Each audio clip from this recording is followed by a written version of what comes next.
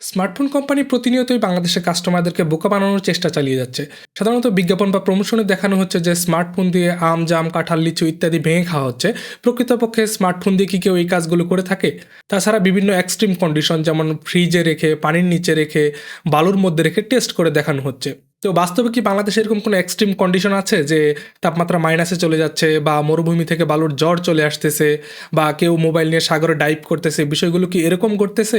শুধুমাত্র এই বিষয়গুলো দেখিয়ে বিজ্ঞাপন দেখানো হচ্ছে, অথচ তাদের ওয়েবসাইটে গেলে একটা স্মার্টফোনের যে প্রয়োজন ইনফরমেশন বা প্রয়োজন রয়েছে যেগুলো, সেগুলো হচ্ছে প্রসেসর, সেটার র্যাম, সেটার স্টোরেজ, এটা প্রতি মুহূর্তে বা প্রতিনিয়তই প্রয়োজন, সেগুলোর ব্যাপারে কোনো উন্নতি নাই। এমনকি তাদের ওয়েবসাইটে স্টোরেজ টাইপ, র্যাম টাইপ বা র্যামের স্পিড এগুলোর ব্যাপারেই উল্লেখ নাই, অথচ তারা বিজ্ঞাপনে দেখাচ্ছে যে তাদের ফোনটা খুবই ভালো, খুবই স্মার্ট, অথচ তাদের পিক ব্রাইটনেসেই যথেষ্ট না, কারণ সানলাইটে গেলে সেই মোবাইলের ডিসপ্লেই ভালো দেখাবে না। আপনারা হয়তো সেই বিজ্ঞাপনটি দেখে থাকবেন।